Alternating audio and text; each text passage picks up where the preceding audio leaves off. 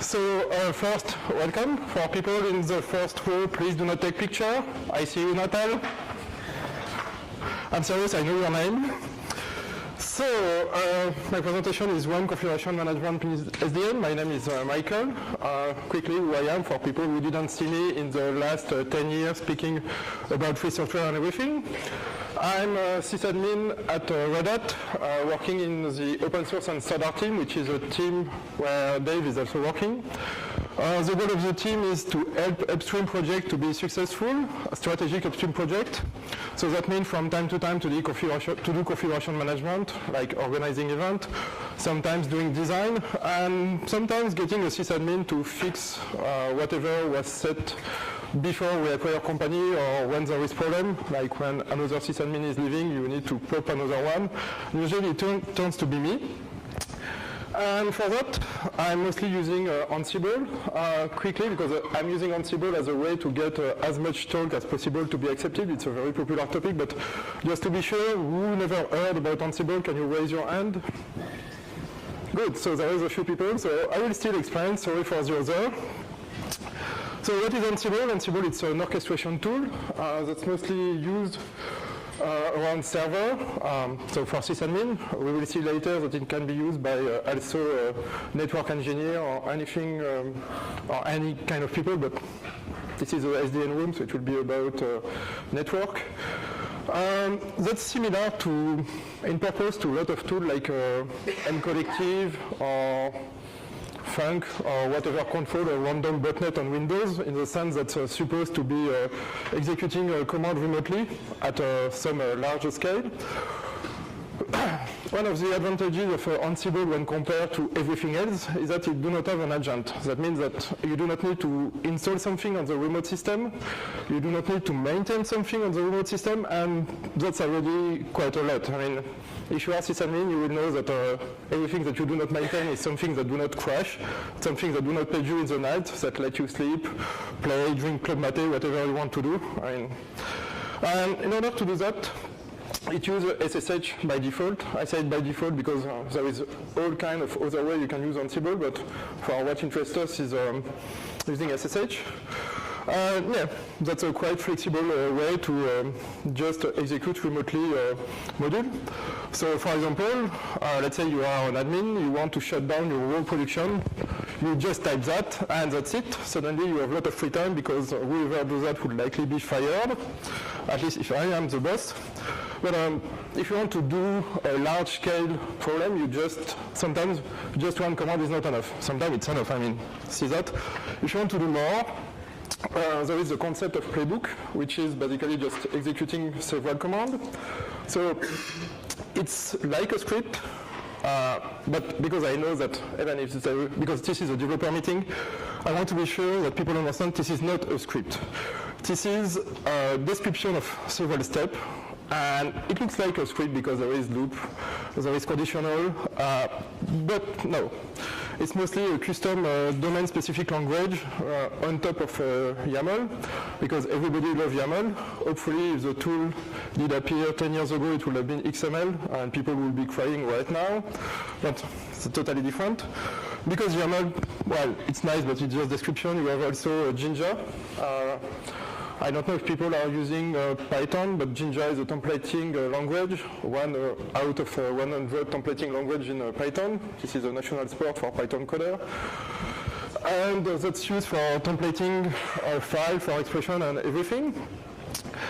And because just adding step one by one is not really a good idea, there is also a concept of a role where you say, I want to deploy, I don't know, a Quake server on that server, so I create a role, and the role will just execute everything in one logical unit for deploy the Quake server, just at the same time as the Minecraft server and everything. So you can use your cloud for really important stuff and business critical game. There is a various concept of dependency between roles. If you want to set up PHPBB to discuss about the Minecraft server that you just set up, but you can just deploy PHPBB that will pull Apache, MySQL and everything. Everything can be done on multiple systems, which is which is one huge advantage of Ansible when compared to other stuff.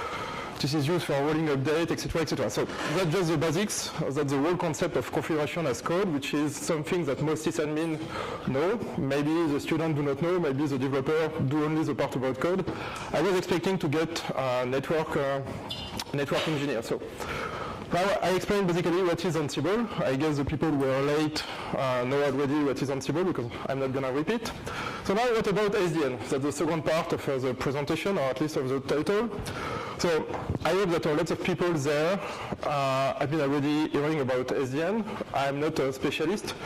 So from what I know, SDN is the new revolution for network, because the new revolution for sysadmin is container. And tell me if I'm wrong, but from what I see from discussing with people, there is a traditional way, which is you have switches, you have router, you have everything, and you just connect by SSH. When someone opens a ticket, you verify everything, and that's it. That works. Otherwise, we would not have working internet at the moment. Everything works because you have like a simple fixed config. You do not need to make a lot of change, and it's very manual. And it seems that, well, the new way is SDN. So for people who do not know, I just cut and paste from Wikipedia, which is not exactly easy to digest. So I will just focus on the part which is programmatically controlled. The whole idea of using Ansible for that is to, well, even if it's not a script, it's still programmatically controlled, which permits to separate the data, such as IP address, firewall rules, ACL, password, from the exact hardware you have. I see that as very useful for heterogeneous network. I don't know how it's at your work or, well, your home if you have like your own Cisco switches, but at work we decided to drop Cisco to go to Juniper, and that means that suddenly we have $1 million of investment hardware who is still running, and we have a new hardware, and we need to control both of them. And for that, yeah, you need separation. So here comes Ansible network module. So there is a lot of device supported. I'm not going to give a list. I just took the only one I know, which is not a lot. So for example, there is a F5, Juniper, Cisco. There is several Dell OS. I didn't heard about Pan OS, but it seems that it exists. Otherwise, people will not speak about it. So I'm not also going to show everything. It's going to be, well, quite boring, and I do not like when people are too bored in a presentation. So I will just focus on a quick example, not because most of them are cut and paste, but they try to organize everything. So there is always for each brand the same type of module. So the first one you need to be aware of, that's FACTS module. When you want to manage your whole set of hardware, you need to know what is running, what are, I don't know, the uptime, so you can be sure that you reboot everything from time to time, the version, the IP address. It seems to be quite important, especially for network. So there is a whole set of FACTS module. We are just here to return facts. So that return information that can be used later for decision, such as reboot only the system we are running system, I don't know, 5.3.6, or update everything for switches we are doing IPv6 and everything.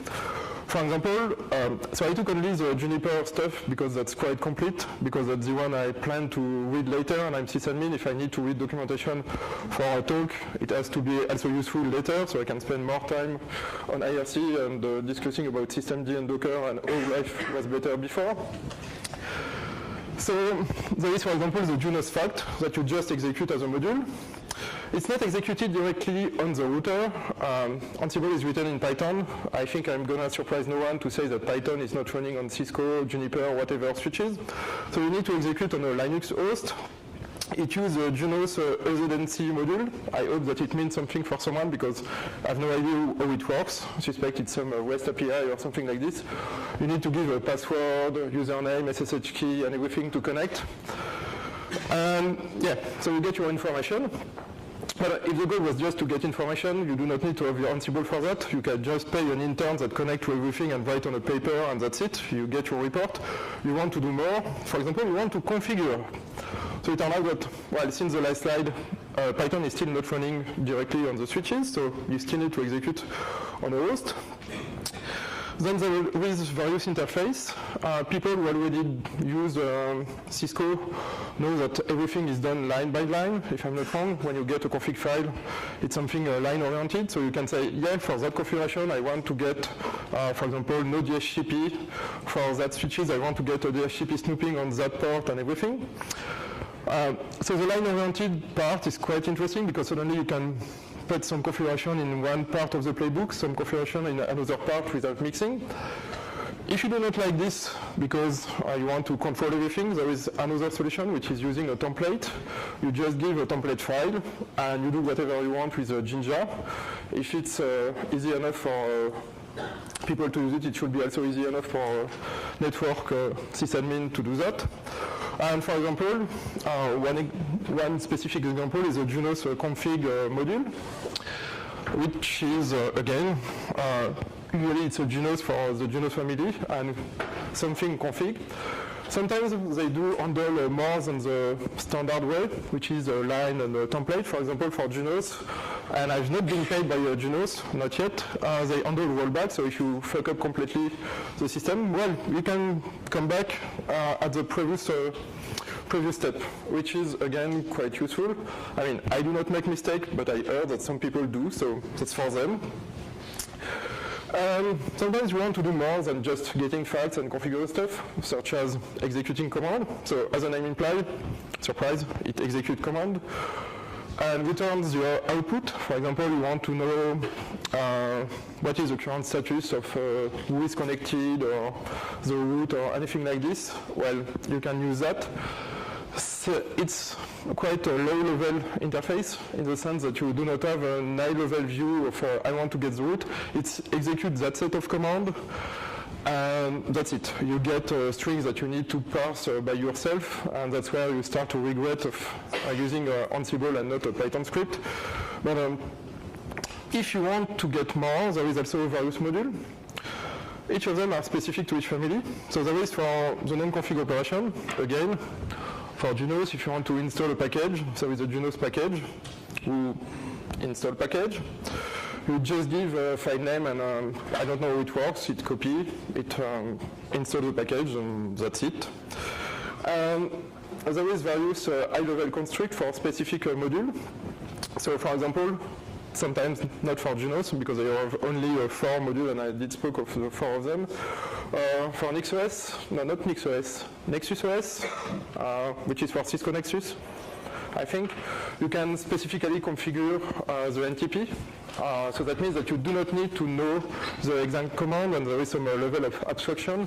In case, I mean, that's not that it happened, but in case Cisco decide to break something on compatibility, well, maybe you can isolate yourself from that. The good part is that it can be combined with a non-network, which is a whole part about DevOps, where developers discuss with ops without insulting each other. For example, you install a VLAN. No, you install a VM. Then you can set the VLAN for that VM. So the VM is for people for sysadmin.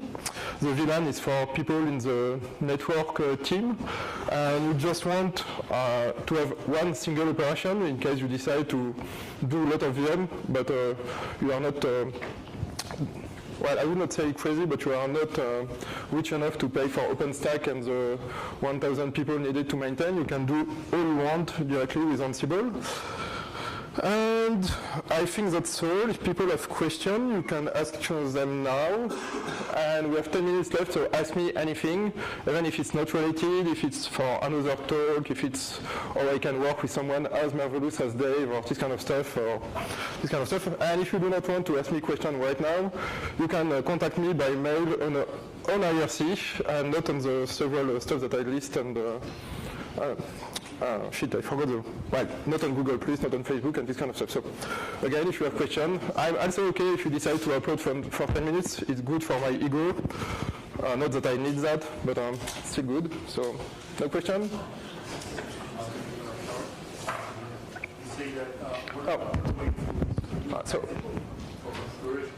So, yes? You say SSH and other possibilities with Ansible for continuing the process. Yeah. And there are questions what are all of those?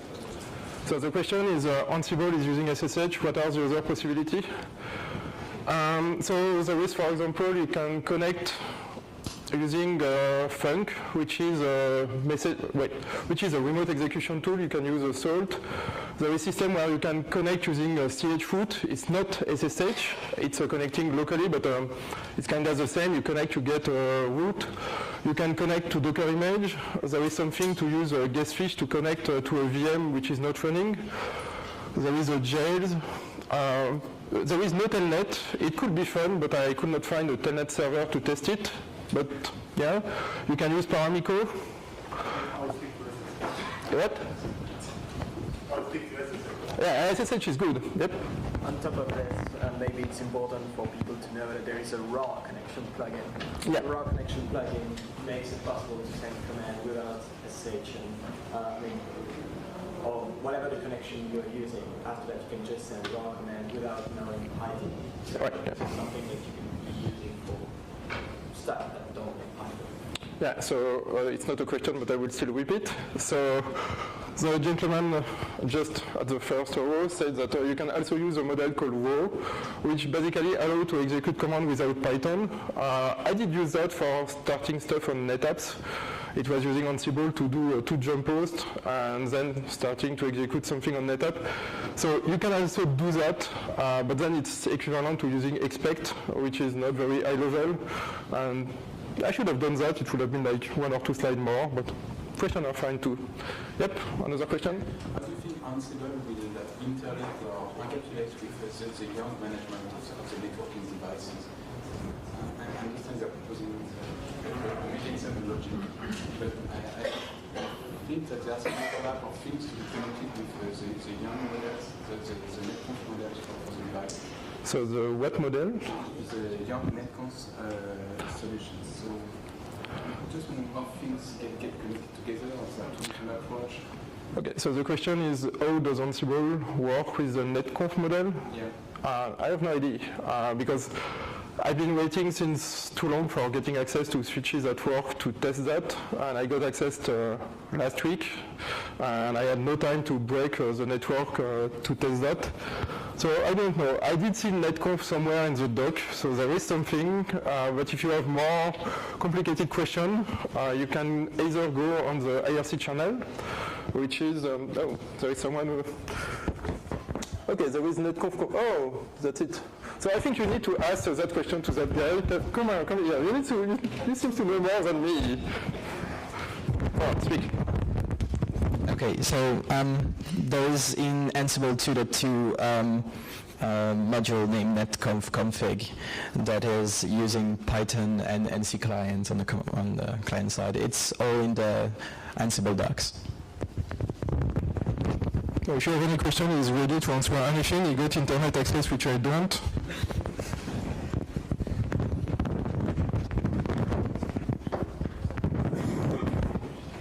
Yep, you? To what degree have you actually tried using configuration management to manage an SDN? We've got Juniper here, one basically fully orchestrate that includes routers, firewall switches, across multiple data centers. This seems to just summarize as being, yes, you can do it, but I don't know to what scale it's even possible. So the question is, at what scale can we use that? Yeah. That's a good question. I'm not planning to use that at a large scale because my job is mostly maintaining a lot of small projects. I know that for non-network stuff, there is Workspace managing their whole cloud using Ansible. I know that they have some patches and maybe some specific way like starting several Ansible controllers to deploy everything. I know that OpenStack is using Ansible for the whole CI, and I'm pretty sure that there is someone somewhere there that can explain that to you. But I have no idea of the scale. I guess that for something like 100 it should be fine, maybe more too. Then I have no clue on how it will work. And with Ansible you can decide to start multiple processes at the same time. You just need to connect to something using the regular API, so it's not going to be a huge bottleneck. So I do not see any limitation beside CPU, and because that's in Python, it's not exactly the fastest language in the world. I'm not sure if there is some limitation regarding network, so it should not be a problem there. There is no disk issue. It should work fine, and I guess you will likely hit some limitation regarding the expression of what you want to do. Like, if suddenly you want to configure 1 million switch, maybe that means that you need to get a 1 million IP address in a file, and I'm pretty sure we are not testing that. And I'm pretty sure it's not the right approach, and you need something more high level. My point is more that currently the sysadmin and NetOps are doing stuff in the traditional way, but deploying a complete SDN solution is a huge effort. So maybe start to get people comfortable with the idea of doing a script and deployment and automation can be a small step. Because if something gets wrong, you can still go back like you did before. With an automated system, you try to fix stuff and the system is fixing your fix. That's not great. My use case is mostly to be able to delegate that with a Git commit and let the developer from the community to break their stuff instead of me breaking stuff for them. And I think there was someone having another question. Yeah, well, it was kind of a follow-up question to whether it was an event configuration or a protocol-oriented, like southbound or northbound. Can you speak louder? It was more based on a follow-up question on his side, and there was actually more or less answer. It was mostly based whether it was a northbound intention or a southbound intention to the SDN controllers. Oh, so the question was already answered, that's what you said? Kind of, yeah. Okay, perfect. Because I'm not sure to know what you mean by southbound or outbound, so... The SDN controller itself. So you know that it's centralized with the SDN controller. Okay, and there is no SDN controller per se. So the question was, is Ansible similar to an SDN controller? Where would you put it? On the northbound to the SDN controller, or the SDN controller itself, kind of an Ansible tower, or in the southbound of the SDN controller, in your case? So where would I put Ansible? I would place it on a server which is well protected, because once you have access to the road network, you can do a lot of stuff. Currently, the way we are using for server is to have one server which is having a SSH key that can connect as root to everything. The way I would do for switch will be the same, maybe on a separate part, on a separate network, where you would put a bastion where people can connect to go to the switches, while you would place that. You can also do that deployment from the laptop of the sysadmin, which is what I would call the startup mode. But I think it's not a good idea. But it works. If you want to test a lab, you do not need anything but a laptop and maybe a lot of hardware to do something. And Ansible is quite flexible. You want to run it where you want. You want to set up a Raspberry Pi, it's running. You want to set up on FreeBSD, it's running. I mean, I've been doing both. So. I think I have no more time for questions, so again, if you want to contact me, I will be there, either tomorrow for other talk, or you can just find me somewhere trying to get my way to the next talk.